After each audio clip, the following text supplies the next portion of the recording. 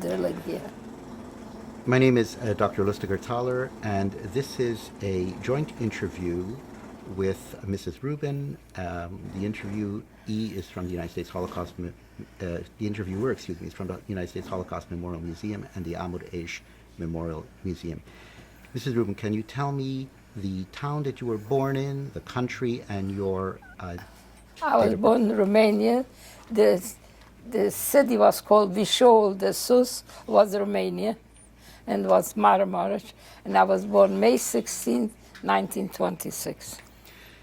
Tell me a little bit about the early life that you remember in The reason I was born there is because my mother went back to her parents to have the children. For the first few, she went home to her children. We didn't live there. Uh-huh. So she went home to her parents' home, to have town. Uh-huh. Yes. And then from Maramureș, then you went back to Nagyvárad. Nagyvárad, yes. So tell me a little bit about Nagyvárad. Tell me a little bit about growing up in Nagyvárad. It wasn't straight Nagyvárad. We were in Khost, which was Czechoslovakia. My grandfather was a very big rabbi. There's a picture of him there. Another photograph, a painting. The one of his Hasidim by the name of Hitter a few of them had pictures of my grandfather. How do I come to this picture? I knew they had it. And when people were taken away, they made themselves a bunker. And they had this bunker, and my cousin came back from Munkatabot. Maybe you had heard what Munkatabot was. Before they took people to Auschwitz, they took people to work. And he was a young boy, and they took him. And he had survived, and he came back to Nagyvárad, and he knew where they hid all the stuff. And he took out this. He must have taken out everything else too, because there was nobody to take anyway. And he went to Israel, and he was very hot those days in Israel. He came to America. He never got married. He was young. He never got married somehow. And when he passed away, he had a sister that was living in Israel. She came here, and she took whatever he had and took the picture back. And I used to go to visit her. She lived in Ashkelon. I used to go to visit her whenever we went to Israel. I was very fond of her. She was just sniffed her last year. And I was looking at my grandfather's picture, and she says to me, "Chayele, you want the picture?" I said, "What a question." So my grandchildren said, for this alone, it was worth for me to go to Israel, because it means very much to me. It means very much to me also, because when I was about 15, 16 months old, you saw a lot of mofsim. You know what mofsim are? You know what mofsim are? You want to explain for the viewership? Explain for the viewership. They saw things that my mother used to go to her parents every once in a while, and she went there. My father was in the Khost because my grandfather wanted him, in the 220 years, wanted him to take over the Rabistan there, because he felt that he was the most appropriate one to do it from all his children. So the others got married, and he sent them away, and he kept my father. He kept it. But my mother wanted to go every once in a while to see her parents and her sibling. I don't know who was still there. I don't remember. So they never. My sister and my brother got scarlet fever, and my brother passed away. And there was How old was your brother when he passed away? Maybe a year and a half or something like that. My sister was older. So it was a terrible thing, never what happened to them. So, and then I must have been about 15, 16 months old. I was told about this later, that I was already back in Khost. I was back by my father's parents. We were there, and I was very, very sick. So that I was, according to them, I wasn't alive, and they put me on the floor, and they put on candles. And they called in my grandfather, and he said, I don't know if I can say it in English, "Ich lass es nicht sie." I'm not letting it go. No, not I won't letting let you it. go. And I'm here. I'm still here. So that's... Well, I And that didn't was know at- about it. They told me about it. That illness, you were 15 months at that illness? 15, 16, I don't know exactly. I know they told me that later. What I a know way- why they told it to me, but they told it to me. Such a deadly disease at such a young age. That was, I had it when I was 12. I had scarlet fever when I was 12. But that was a terrible disease. And they have the penicillin, the antibiotics, but that time. So tell me a little bit about life in Nadvara. You grew up there, you were there until what age? That wasn't my father's plan. My father didn't want any arguments. They felt that he was very young. He was all of 30. And the brothers felt that he was too young. And he didn't want any begeleikers. So we left. And his idea was to go to Temeswar. You know where Temeswar? No, where is that? Temeswar was Romania. This is what he wanted.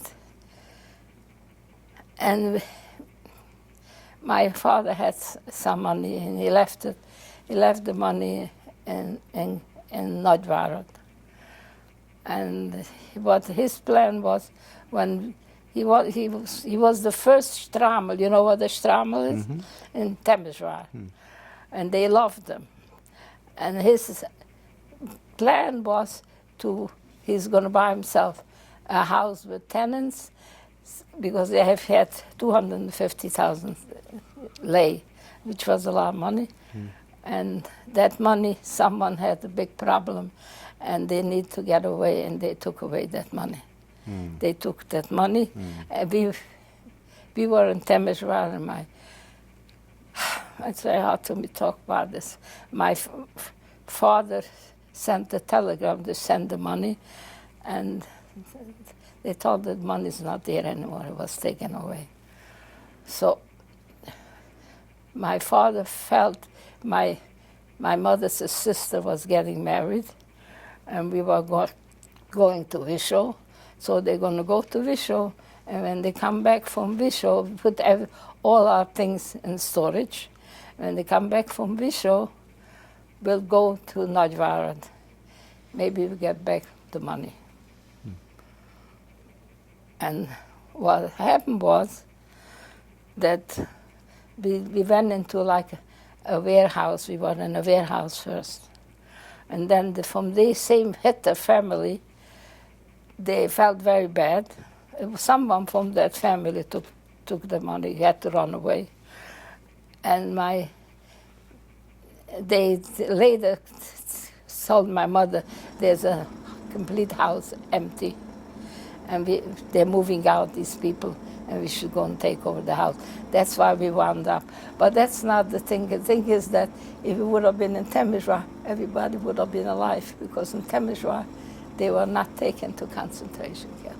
So it's horribly painful. So in Temeswar, Temeswar. there was no deportation in Temeswar? So can you imagine? That time we were only my sister and me, and my next sister was born in Wisho when I was, I think, 5.5. So we had 3 children. The whole thing for me is very hard to talk about, because they could have been all alive if this wouldn't have happened. It happened, and it's much more painful because we were living there, and people that live there are alive. So, because my father did not want machloikas. And unfortunately, there are a lot of machloikas around, and that's not what my father wanted. That's how special he was. He wanted machloikas. And there was a written tzavur that my father should be there. It was written, it's not, I felt he was 30 years old, he was very young. Okay, let's go further now. Sure. So, life in My father had to open up a besmedish in Groesland. And that's he opened up a besmedish where? In Nagyvárad. In Nagyvárad. Yeah. Uh-huh. It's Groesland in Yiddish. Okay. It's Groesland in Yiddish? Groesland, yeah. Groesland. And that's where we lived until we went to concentration camp. And how long did you live there? Must be We were there till 1944. Right. We were there till 1944. And then after Pesach, they took us to first a ghetto. Mm-hmm. They made a ghetto. We were 7 children and my parents. And we had a room like the kitchen, maybe that's big for all of us. I don't even remember what they gave us to eat. I do not remember what they gave us to eat. I imagine they gave us to eat because I don't remember that we were hungry. Or maybe we were just too upset. Mm-hmm. I don't remember. So then one nice day, it was on Shabbos, and it was Shabbos Erev Shvius, and they came and they told us, first of all, they took us away from home. We didn't take anything with us.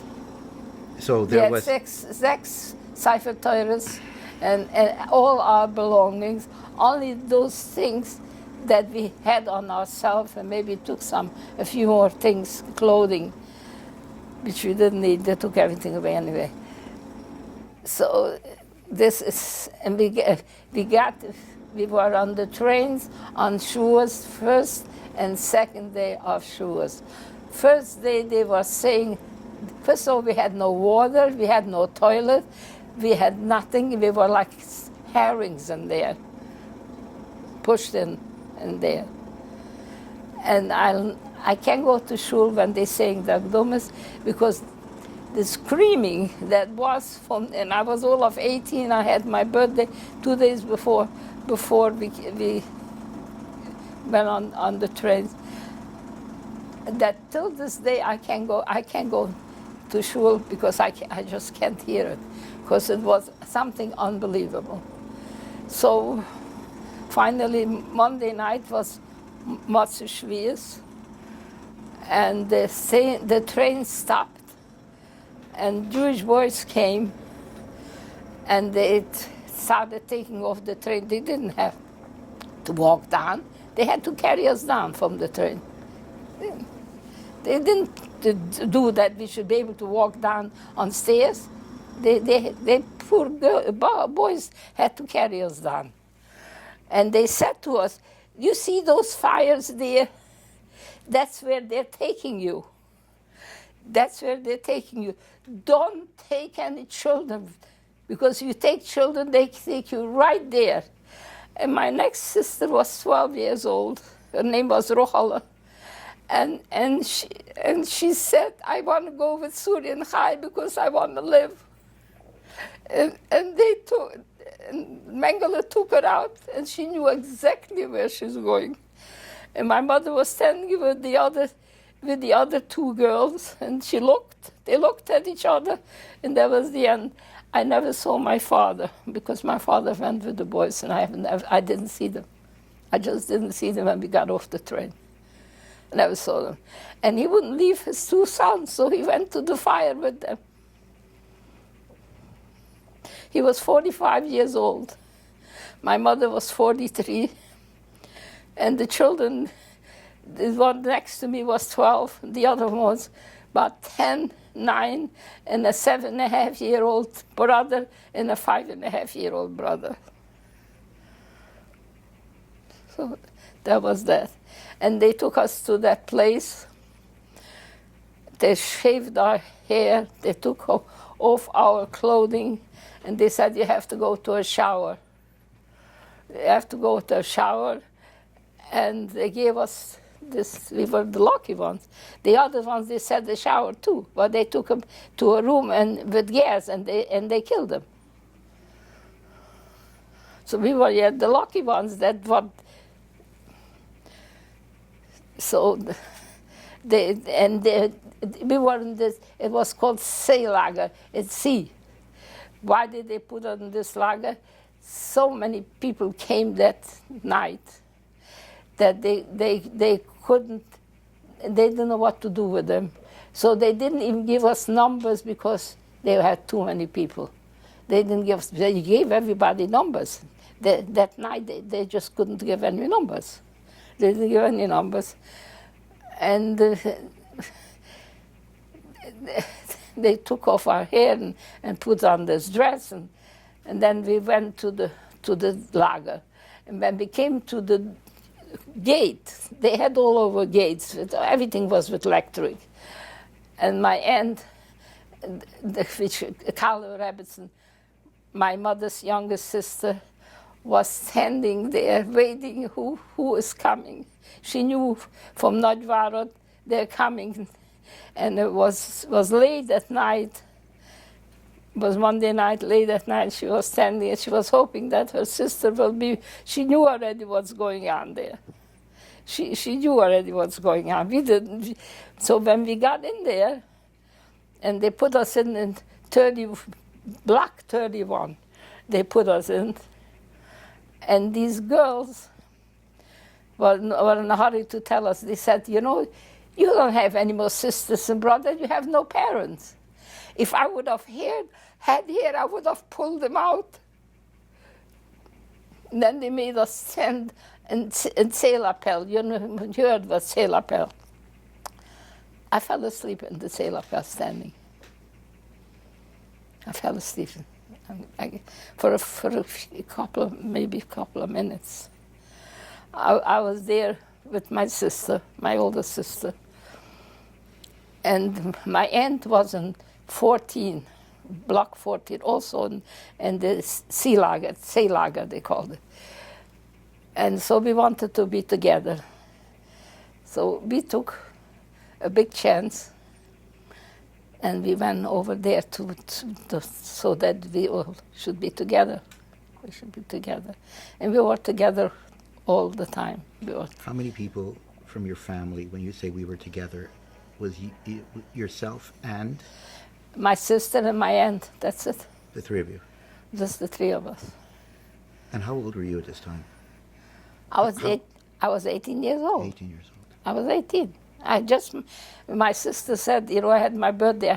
I think it was a Thursday, and we were on the train on Shabbos morning.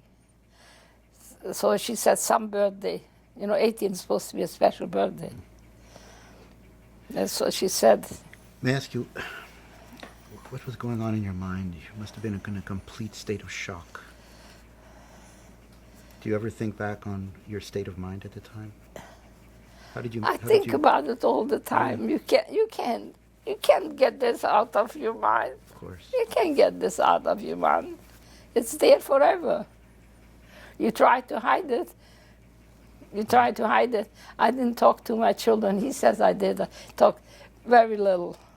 Because my second son, he was supposed to be here, but he couldn't get someone to substitute for him. He's a doctor in biology, and he teaches on Thursday. So he took out books because he wanted to know what's going on. He was a young kid, and he had to stop the books because he said he had nightmares. That's why he said he had nightmares. So let's continue. We're back in Auschwitz, and it's yourself. So in Auschwitz, they had selections all the time.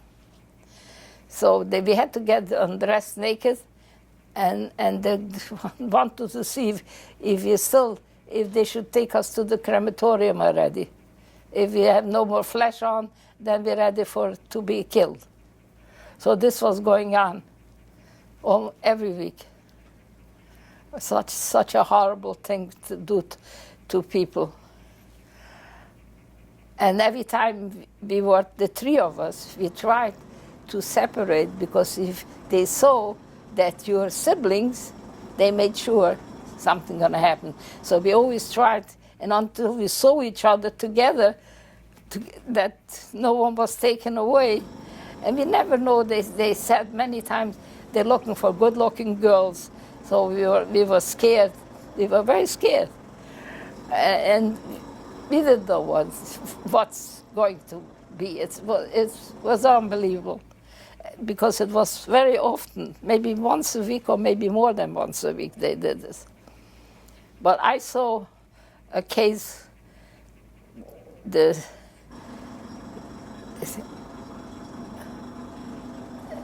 of Sigiter Rabbi's daughter. Her name was Hanala. She happened to be married to one of my cousins before the war. And they made a selection. She was very skinny. And they put her in with those girls that they're going to kill. And they had girls around there holding on that no one should get out from there. And I saw, you know what the blokeltest is? You heard of it? Yeah. A blokeltest, she did something I could never understand it. She pulled her out. Had the Germans seen it, they would killed her and another few girls, because they let her through. It was her beshert that she should be alive. And I was always wondering why she did that. I just found out recently this girl was a Sigiter girl, and she knew who she was. And she survived, and she lived in Los Angeles.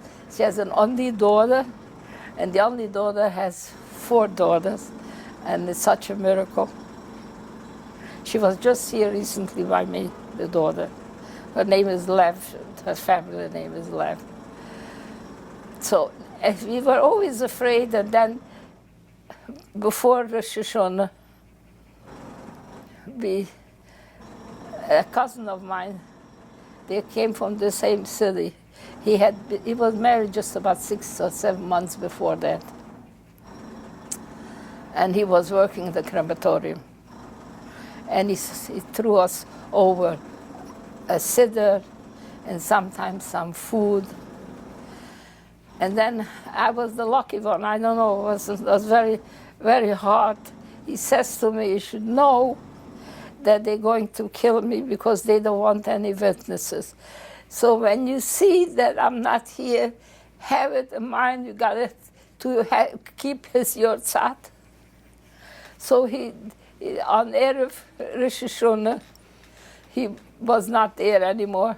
So I tried. He had a sister and a brother, and they're not alive anymore. So now the responsibility is mine that should say Kaddish. Yes, Nebo. He was just married. His wife was expecting, and he put it into the oven, that I heard later.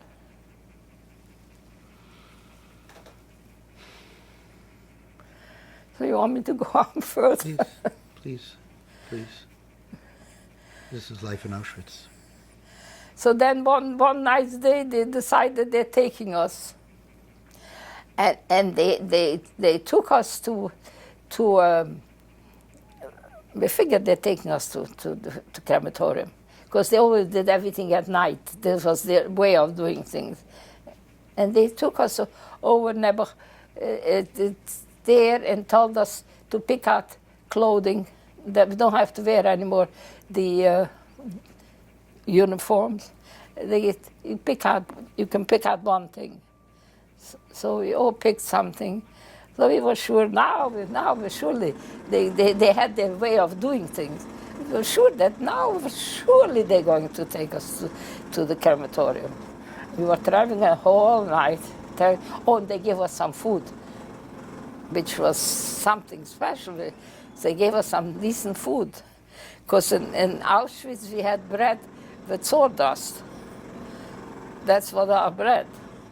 And we got a piece of bread and we wanted to save it, not eat the whole thing at one time. So the girls used to steal it. Our girls never stole it. They were hungry. They stole it. So we decided we're going to eat bread. When we get it, we eat it and get finished with it. Might as well eat it. So we were traveling a whole night, and it came towards, it was still dark outside, and they took us off the trains. And we were sure we were going to the crematorium, but they took us to a working camp. And we were digging trenches there. Do you remember the name of the camp? It was in Schlesien. I don't think they had it as a name. It was in Schlesien, but that's Germany. Mm-hmm. It was there. And but it was away from Auschwitz. Yes, yes. They were quite a bit away because we traveled the whole night. Uh-huh. So it was far. Auschwitz was in Poland, and this is Germany. So, and we were there. For how long? Till beginning of January. We were there in January. Auschwitz was liberated. And what they did to us, they took us on a march. They knew they lost the war, but they wanted to do as much damage as they can. We were 4,500 people. And we had no food for 6 weeks, nothing, zero, no food. You know, I say Shemesh Burach put in one, because otherwise how could we survive? We did have snow. Every night we were put in a different barn. Every night we were put in. While I was there, we were there, I got pneumonia. And it was called the Revier, like a little hospital.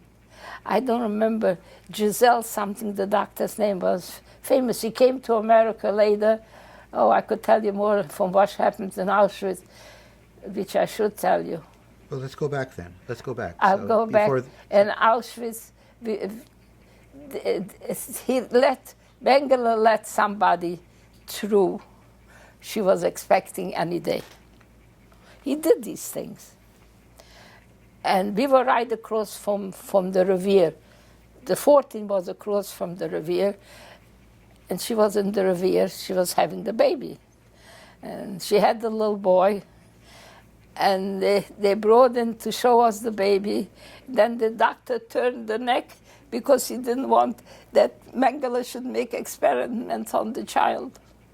So the doctor killed the baby. She said later on, she was a doctor here and she was helping women to have children because she felt so bad what she did, but she did it because she didn't want he should do those things to those poor kids.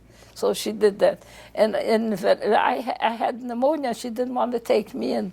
She says, if she takes me in, I'll die there from all the germs. She's not taking me in. She's just not taking me in. That's what she said. Not taking me. Not taking me. And this wasn't the only thing that happened to me. I got a horrible toothache. And what am I going to do now? I don't know what to do. It's a horror. I have to tell them, they're going to kill me, they're going to kill me. I have to tell them. So I told them. So they were not a little bit decent. They took me to a dentist. But I was walking with two SS with the bayonets like this to me. And I was thinking to myself, I was old, 18 years old. What did I do? Only because I'm a Yid? Only because I'm a Jew? That's the only reason. And people in the street looked, must have been a town, a city there. They looked, what is this girl? What did she do? What did this girl do? Or maybe they knew, who knows? Some of them said they didn't know anything, and they probably, a lot of them knew. And when the dentist, and he took out my tooth, and I went back there. And we were digging trenches, because those days, they couldn't get out if they got into there, so they were stuck there. So that's what they, just to do riches, that's all it was. And one, what's the Shabbos? Oh yeah, while we were there, we used to sing, and there's a song that, but I'm not going to sing it here for you now, that my aunt made, the Calvin Robinson's sister, the auntie made, which is something very special, and it was just appropriate. I would sing it to you, appropriate for what was going on with us. And we used to sing the song, we used to sing other songs, and Friday night we were singing Loch Doidi, and one of the girls, the Blokälteste, went over to my aunt and hit her in the face. She says, "Die meinst noch in Zimmer Arus, du lebendig?" My aunt said to her, "Yes, yeah." You know, want me to say it in English? It's okay. It's okay. Do you think we'll get out of here alive? Huh? Right. So the translation is, do you think we'll get out of here alive? So you were in the blocks, and how many people were you in when you were in the blocks? When you were singing Chadoidi, and we used to get together there, like Friday night, as we got together. You know, we were trying to, not as much as the men. We just didn't know really. But you did it also at some risk to your life. If the Germans had seen you anything and close to prayer. I don't know. I don't know if we were. We did it. We davened, and we had a siddur already, because my cousin threw over a siddur. Well, we wouldn't have a siddur either. He threw me over a siddur. He was working in the in crematorium. And he also sometimes threw some food. So. You said that it was your aunt that wrote a song? That wrote a song. You said that yeah, my mother's, not the Calvin Robinson older sister. This song is something very. What is the song about? What is it about? It's about the yin and what we... I don't want to sing it to you, because I'm not supposed to sing for men. Well, I still know the song. Can you say it? You don't have to sing it? Es Jiderloch, wir tun nicht schweigen, weil unsere Getun, den Verlängern des Gules, war mir Jiderloch, haben wir schon gelitten. Mich schon seiner Neck, wenn unsere viele Zures, oi Zures und an Neck. Aber wenn Mashiach wird kommen, wird sein der beste Simmel, als alle Twillis von so vielen Jahren werden im Twillis, I'm getting mixed up, ungenehmen, aber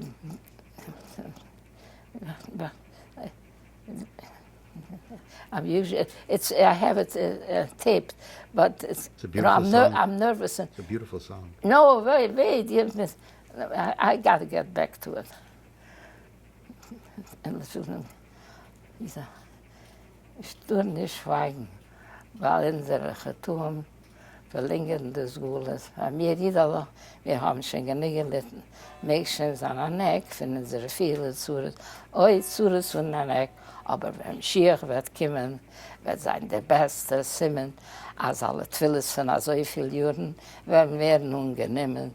Wieder leben wir schon das mit unseren Augen zu sehen, als noch bei Heini sollen das Größeres geschehen. Das meint man noch, die Sonnen sollen sehen, als noch die regierst mit deiner Starkheit allein.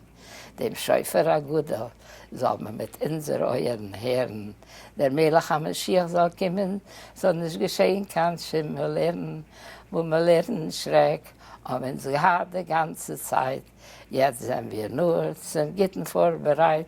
Reboini Shalom, Shemaya Shirusi, Kabe Beruzain, Erste Filusi, wenn der Melech HaMashiach wird anfangen zu spannen. Man wird nicht wissen, von wie und von wann, war von dem Himmel herab, wird nicht mit kein Fies gehen, es will mit ihm mit in der Macht Maloche. Wir werden auch mit gehen, also wie man ein bisschen tiefer, ein bisschen Mikdash reinkommen. Wir werden schön sein gewohnt zu die alle Sachen, auch zu den Klesemer und Chayes, Brimmen. Aber schrecklicher wird sein zu sehen, wenn es zahntig hier ist am meisten. Der Reibester wird aufwecken, alle Teute, die Männer mit dieselben Geteleisen. Dem wird doch jeder Mensch heraussehen, als alles im Namen Aschermeier. Leisen schon aus von dem finsteren Gules, also wie das ausgeleist, die jeden Film ins Reihen. Herzschütz aus Rebäuser Leben. Jetzt werde ich ihn zu verstehen geben, wie soll der Gille wird sie gehen.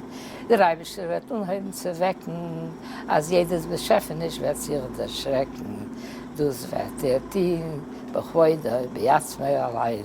Der Rebäunische Weile wird unheimlich zu sagen, Yisruel am Kedoshim, Adem Musa Yatem Scheichwich. Steigt auf, Heiliderle, zu dienen einer heiligen Beure, und weiter zu lernen die Mitzvah, wo mein heilige Teure, steigt auf, auf freie, tiefe Erde, Kila Kach, neue Zartem, und wie niemals keine, wo die doch Rachum alleine und die Tisch zu kicken auf unsere Größe sind, als uns alles vergeben, gemacht zurückleben, ein Meuchel gewähnen, also wie eine Tate für sein Kind.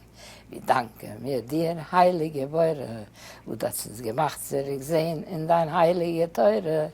Wir beten mir dir, wir sollen dem Tannik vertrugen, wo die Westen so leisen von dem Gräus flogen. Plötzlich wird man sich der Sehnen erkennen, a jeder wird sich seins abnehmen. Eltern und Kinder werden sich alle freuen, wieder leben wir schon, die Schier in Hashem Ayem. A viele Fall die Apokorsen ist auch schon gedei. Wir sollen es dus auf den Jürgen schreiben, wo seid ihr doch nicht, loi allein in dem Heiligen allem bleiben. Aber wir bleiben und wissen und wollen das auch schon sehen. Weil wir haben schon kein Keuer. Auf der Fieserin zu gehen, und mir jeder was mit ihnen drinnen bleiben, weil mir das solche sein, als wir schon dem Jahr wollen wir kein Jerusalem gehen, mein. Now, they did not survive. They had one child, and he was a very big. My son can tell you we're in Romania, a big city, and they told them that they wanted to take him away from there, so to save them. So he said, whatever's going to put zusammen mit jeden zusammen mit den Sochen. They had one child, and they were all killed. She was my mother's sister. And she never wrote this down. She had it all in her head, and she played violin too. She was very talented. It's a beautiful, beautiful song. It's an unbelievable. Incredible song of faith. Incredible song of faith in a death world. Incredible. So it helped us when we were there. But how many times did you must have sung it to remember it so well? I'm the only one. There's nobody. My aunt wrote, she sent one of my nieces, she was in Eretz Yisrael, the Carla Rebbetzin, that I should better have it written down because she doesn't remember it anymore, and she figures I still remember it. I should have it recorded because it should be there forever. Never. They were killed also.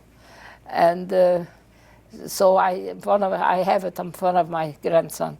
Have it on the tape. But I really wanted them, the man should do it so that men could hear it, because you're not supposed to hear a woman singing. So, in the meantime, they didn't do it. But it's something, and that helped us a lot. Mm-hmm. Tell me about those evenings in the barracks in Auschwitz when you were praying and you were singing. Well, we were many girls and. It was all girls and women. And young. Everyone was involved in it? No, a few maybe, not all, yeah. Those that were interested. Some of them were talking about cooking. They were talking about cooking. They made us very hungry. They talked about food. You were starving. It's a good subject when you're starving. They talked about food, cooking. I was a young girl, but they were talking about food. So how long were you in Auschwitz? In Auschwitz from Matzeschwierz till after Rosh Hashanah. And then we were till January, beginning of January, one Motzei Shabbos. They took us on the march. And they had lost the war already. And but they didn't want, because the Russians were coming close, and they didn't want to leave us there.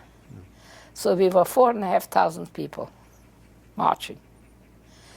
We had no food, none whatsoever. Every night we were in a different, where the cows are A barn. barn. Every night we were in a different barn. They took out the cows, and we went in there. And I was in the center, my aunt on one side and my sister on the other side. And they said I was like a radiator because I was sick. I was warmed them. I was like a radiator. And it used to snow in, rain in. And we were sure in the morning, I will be all frozen. We're not going to make it. We had no clothing. We had wooden shoes, no underwear, no stockings, no gloves, no coat, no scarf, nothing. But Shemesburg wanted us here, but not too many made it. Not too many made it, unfortunately. They didn't all die. What happened was they didn't walk fast enough, so the Germans killed them. Because they said that's what they're supposed to do. If you're not walking, they got to be killed. So my aunt is at one point, which was also a mess, they came to tell us they're going to kill her because she's not walking fast enough. So we went over to her. We were walking faster than she was. And as we went over to pull her, she said, lots motion up, but such a tone, I even can't tell you, lots more, about 3-4 times. She was ready to be killed. She was ready to be killed. Of course we didn't. We slept her. We had no koyach. We had no koyach whatsoever. And she survived. She was 87 when she passed away. But unfortunately they didn't have children. They adopted children, but they didn't have children. Tell me about the moment that you entered into Bergen-Belsen. Do you remember, or were you so ill when you? So we were walking for 5 weeks, and then it seems that the Russians were coming very close. So I have to tell you in the middle. My aunt heard that there's a camp was liquidated because they also took them probably, and they had some food there, and she heard about it.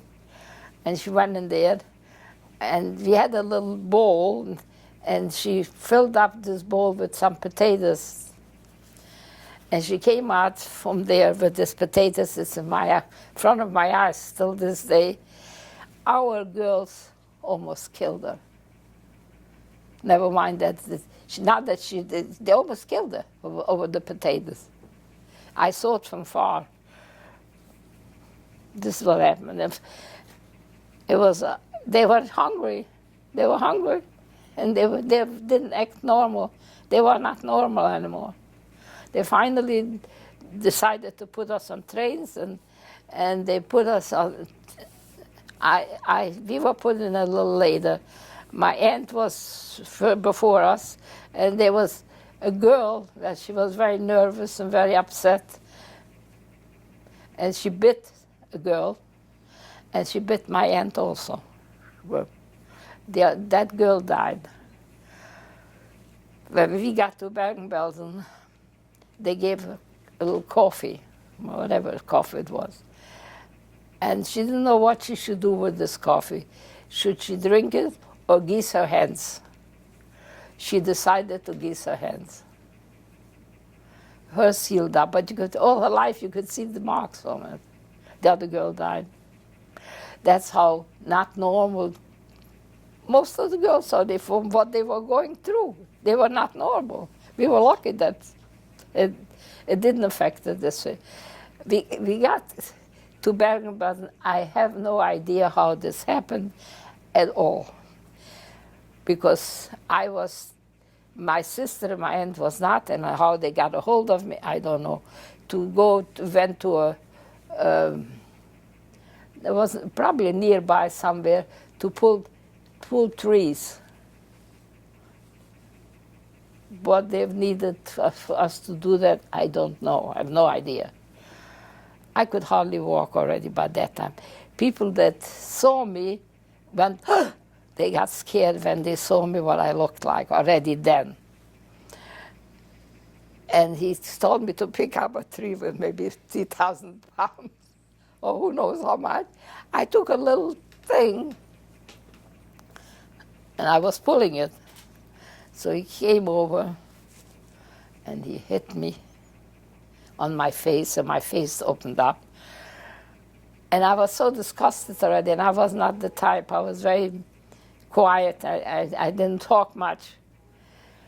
And I said to him, "Why did you do that to me? What did I do to you? Why did you do that to me?" And he did apologize to me. Shouldn't even say it. He did apologize. He says, "I don't want to be here either." So that's why he had to hit me. So in Bergen-Belsen, every day someone else died. It was terrible. I had typhoid, stomach typhoid and skin typhoid. I had both. And we were full of lice, and we had no food. We were sitting on the earth, very little space to move. And if they already gave a little soup sometimes, the girls died with the soup in their hand. I saw it with my own eyes. It was in my aunt, on the way, my aunt and my sister decided they're going to hide in the straw, so we're not going to go. And I said, "You want to do it, do it. I'm not doing it. No one is even going to know that we're not alive. What happened to us? No one is even going to know. I'm not doing it." And because of me, they couldn't do it, because I wasn't going to do it. So we were in Bergen-Belsen. They said, we listened to the schleppel, this kid, because I was the youngest. We listened to the schleppel because they were afraid that I'm not going to make it. They were sure that I'm not going to make it. But they listened to because, and I was getting worse from day to day. And my sister was going with her feet like this, with her shoe, and she found some rendlich. You know, rendlich is coins, gold coins. Somebody never put it there. And she took those coins. Jewish girls were working for the Germans in the kitchen. She was an organizer. And she went with those, and she got a bread for that. I don't know if it was 3 or 4 gold. And she divided it exactly between the 3 of us, exactly. And one day I said to her, "Als je wat gehad, maybe if I would have some sugar, maybe I said to Jid, als je wat toch nog halten beim Leben, als je nog had gehad, a bisschen sicker." She got sugar for me from these girls, because they knew her already. She was standing there, and she asked them, and she got me the sugar. She got me the sugar. And they were very nervous because it didn't look like I'm going to make it. They were doing okay. I had typhus, they didn't. My aunt never got the typhus. And so it was going day after day, and it was from day to day getting worse. And they used to take me outside, that I shouldn't be in there with all this, what's going on. And I used to say, oh, this is not the way to die. They're schlepping him out, and it's not a COVID for the mess, I used to say, to be taken out like that. They were taking him out all the time. It was terrible. They were dying like flies. And they were afraid that I'm next. So they used to take me outside. I should be out in the fresh air. I had them. There was special that I had them. I had my aunt and my sister, which they were very good to me. And I've been taken out every day. And one day we're outside, and I see the Germans are wearing white bands. My sister went to see if she can get some food. And my aunt was sitting with me. And I said, but I don't know if I can say it in English. I said, die Ski schon bald du, aber nicht für mir. You understand what I'm saying? Mm-hmm. And she said, red nicht so. Sehen insommer durch die Zeilen American Frieden beim Brüder. And it gave me something to hold on. Meantime, this German with the white band, they had a pool there. I don't know, I never saw it. He threw in a girl and she drowned there. That was the day before we were liberated. He threw her in. The day that we were liberated was the 15th of April. So the English liberated us. So they said to the Germans, give the bread. These people are dying. Give us the bread. You have bread there, give it. He says, yes, we have the bread. We were going to give it. It's all poisoned. If we would have taken another day, there would be nobody left. They poisoned the bread. But they were afraid, so they told them, because they were already, they didn't do enough to them. They punished them a little bit, but not enough. If it would have taken another day, no one would have been alive. So, and they gave us cans of meat. They had nothing else. And whoever ate that died, because some couldn't take it. Schemsburg gave us zeichel not to eat it. We didn't. And then we had there a cousin, a second cousin of ours too. She was also there with us in that same barrack. And they were taking us already on trucks to where the soldiers were. They were going to take us there in Bergen-Belsen. And we said to her, come with us. She said, no, she's going to wait until they take her with the ambulance. She never made it. She died. Never made it. And I can't tell you how I got up on those trucks, how I managed to get up on my sister was okay. I mean, no one was really okay. And my aunt was also okay. And I couldn't get up, but I fought my way, and I got up on the truck. And when we got to that place, there was 3 steps to go up. I had such a hard time going up those 3 steps, I cannot tell you. And my sister was trying to nourish me, because, they were so that it's already now, I probably could make it. They didn't think I'm going to make it. And she got food already, but it was all over. The war was over. Oh, they also sprayed DDT on us because of the lice. They sprayed DDT on us, and she got sick there. She got typhoid too, but she was already in a hospital with doctors, with food. Were you taken to the hospital as well? No. You weren't taken to the hospital? No. So where did you recover? So we were there for a while. You're speaking about you were taken out of Bergen-Belsen and into another area. We were taken to Sweden. Uh-huh. You were on the Swedish transport. Yeah, they asked us if we want to go to Sweden. So in Sweden I was in, but you know this. Your sister and you both went to Sweden, or she remained in the No, hospital? no, they went also, but actually my aunt was supposed to go with us too. And she decided she's going back to Romania because she wants to find her husband. That's the Kalevi Rebbe, the one that's in Israel. And we've thought to ourselves, I know what she's talking about. She's probably not alive. We didn't think she said she's going back. And we felt very bad because we were always together. It was like a terrible thing for us. But if it's something good for her, she has to do it. And we missed her something terrible. So we got to Sweden. They put us in a hospital. We were 4 weeks in a hospital. They were very nice to us. Those days they were very nice. They were special. Now they're terrible. That's what I hear.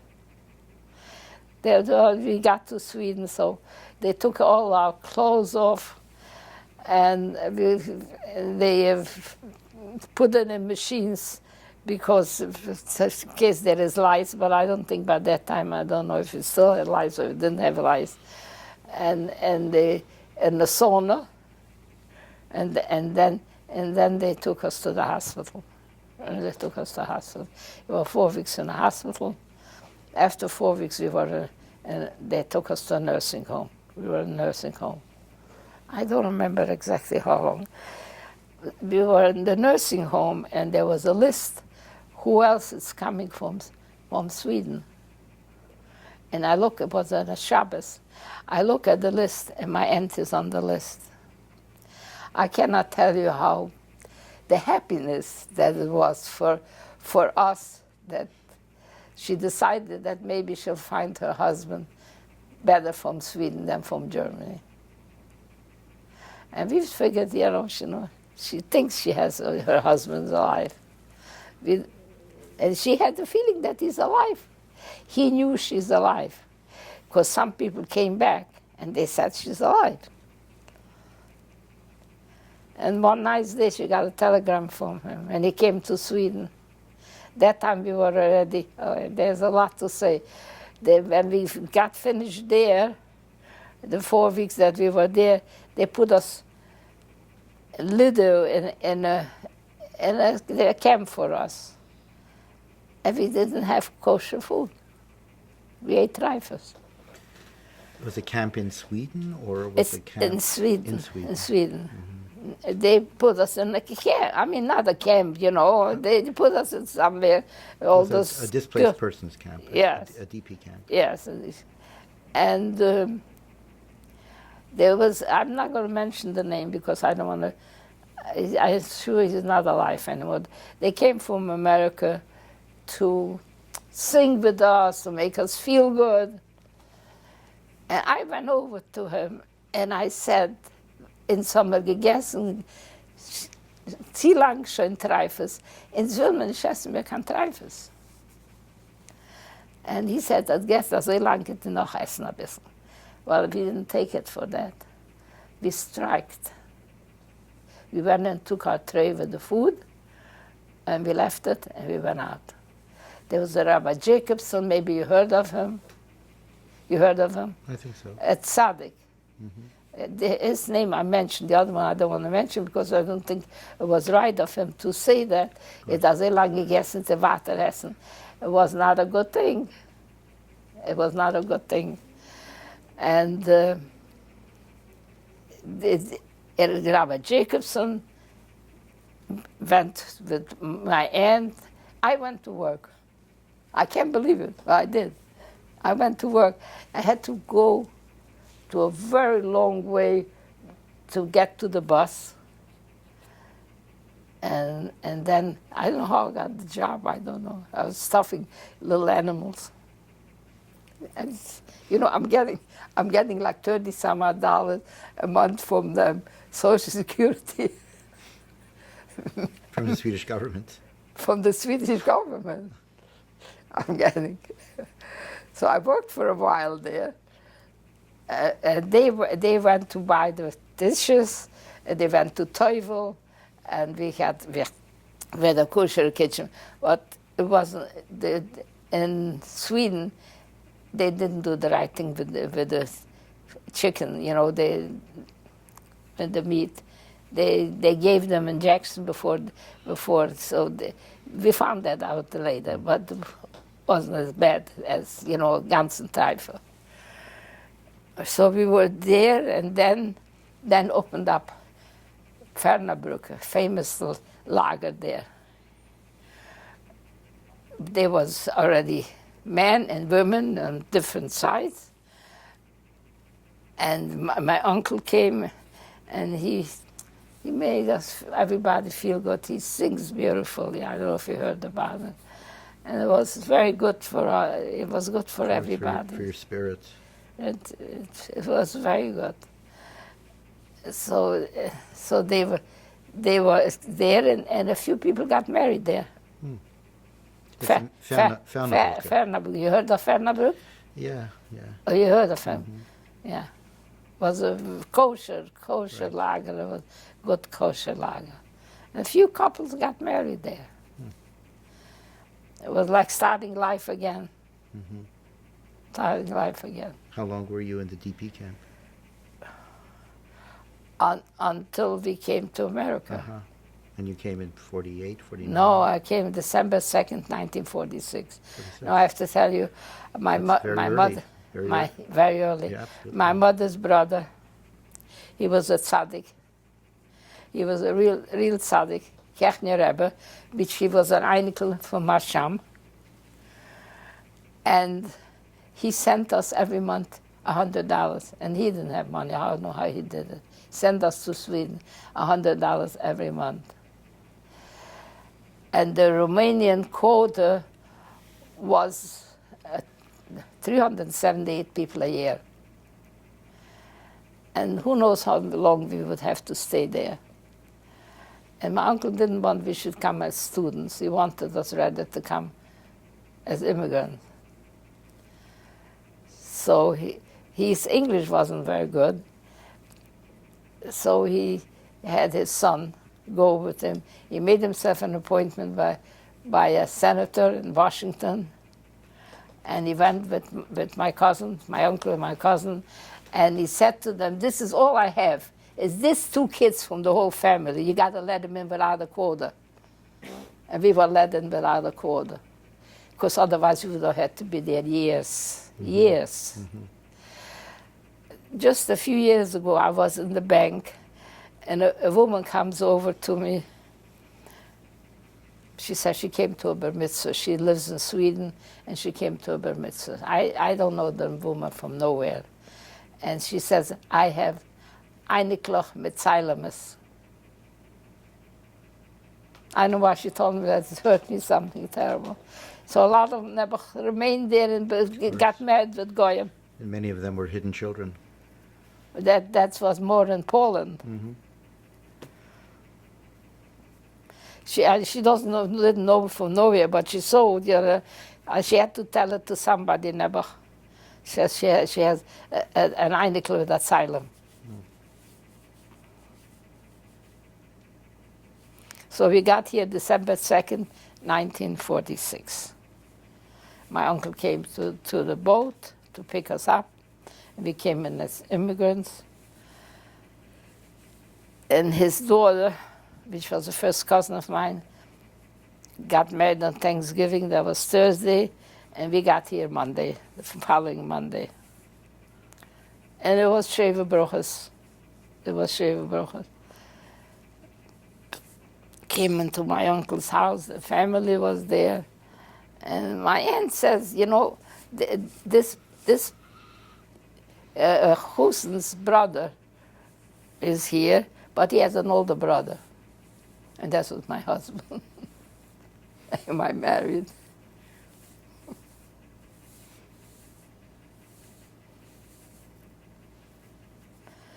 So I think, I don't know what else to tell you. I think we're coming to the end. I think we're coming to the end. With everything that you've been through, and it's a remarkable story of survival, Mrs. Rubin. It is unbelievable. They did this, the whole thing, and that Bergen-Belsen. So many Nebuch people died there. So many people. You took all of this, Carol. We're still on camera. Oh. Yeah, we're still on camera. Is there when you're looking back, and how do you think about all this when you look back now? How do I think about it? Yeah. Why did they let this happen? Why in the world did they let this happen? They knew they could have bombed the tracks. Why did they let this happen? From I think I don't even think it took maybe a month or more, and it was finished.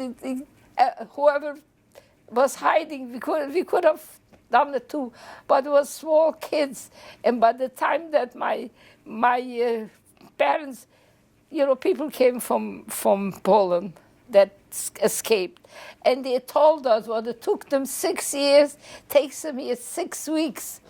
Do what you can. Don't let them do that to you. Employ, do whatever you can. But with small children, there was no way. It was going to already make a bunker in the house. They came already. It was too late.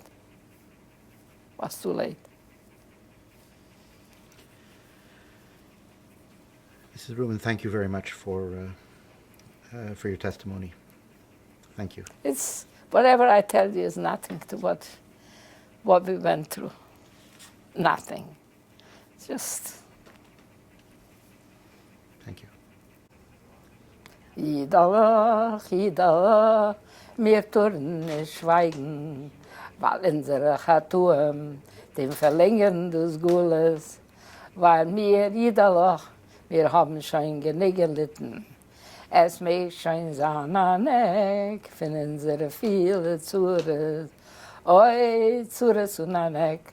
Aber wenn Mashiach wird kommen, wird sein der beste Zimmer.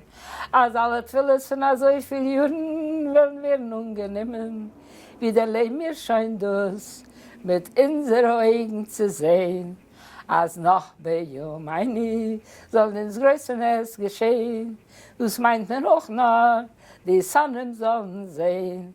Als noch die Regiers mit seiner Starkheit allein.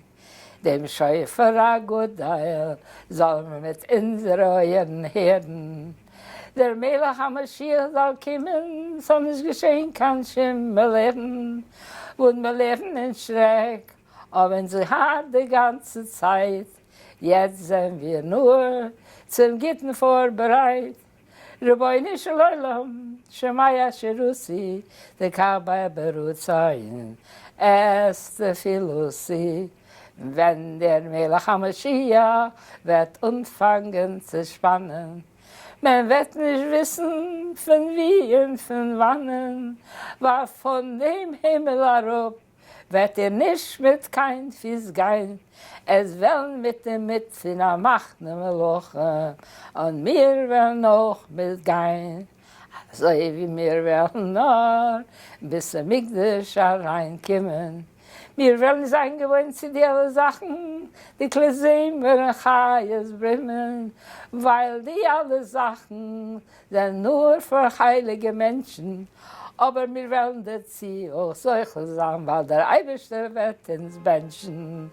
Also wir werden ein bisschen tiefer, bis zum Mikdash reinkommen. Wir werden schon sein gewohnt zu die alle Sachen, auch zu die Klesim werden Chayes bringen. Aber schrecklicher wird sein zu sehen, wenn es doch hier ist am meisten. Der Eibischter wird aufwecken alle Teute, die Männer mit dieselben Getreißen. Dem wird doch jeder Mensch sehen, als alles enorme Naschermayim leisen schon aus für den finstern Gules, also wie das ausgeleist, die Jiden von Mitzrayim, Herzschütz aus bei sein Leben, jetzt will ich ihn zu verstehen geben, wie die Gille wird sie gehen, der Eibischer wird unheimlich zu wecken, als jedes Beschäftigt wird sich erschrecken. Das wird tun, bechoide, biatzmai allein. Der Beine Shalom wird unheimlich zu sagen, Yeshua am Kedoshim, Adem Musayatem Shoichem, steigt auf, Heiligdala, zu dienen einer heiligen Beurei, im Warte zu lernen die Mitzvah, für mein heilige Teure, steigt auf, Heiligdala, für neue tiefe Erde, ki leikach neue Zartem. O vini mal keini, wo bist doch Merachem alleini, und die Tischnisse kicken auf unsere Größe sind, aus uns alles vergeben, gemacht zurück leben, in ins Meuchel gewesen, also ja Tate für sein Kind. Danke mir dir, heilige Beure, wo das uns gemacht zurück sein, in dein heilige Teure. Wir beten mir dir, wir sollen können den Tannik vertrugen, wo die Westen so leisen von dem Gräuß flogen. Plötzlich wird man sich der Sehnende kennen, a jeder wird sich sein zu nehmen. Eltern und Kinder werden sich alle freuen, wie der Leben mir scheint, die Schier, wenn Haschomeien. A viele von die Apokarsen ist auch schön gedei. Wir sollen Sus auf den Juren schreiben, und seid ihr doch nicht loi allein in dem Heiligen allem bleiben. Aber wir bleiben im Wissen und wollen das auch schön sehen, weil wir haben schon kein Keuer oder Fieserim zu gehen. Und wir die doch, was mit ihnen drinnen bleiben, weil wir du solche sein. Als wir schon dem Jahr, weil wir keine Schleim gehen. Oh mein. Did you say that every day? Na. How could you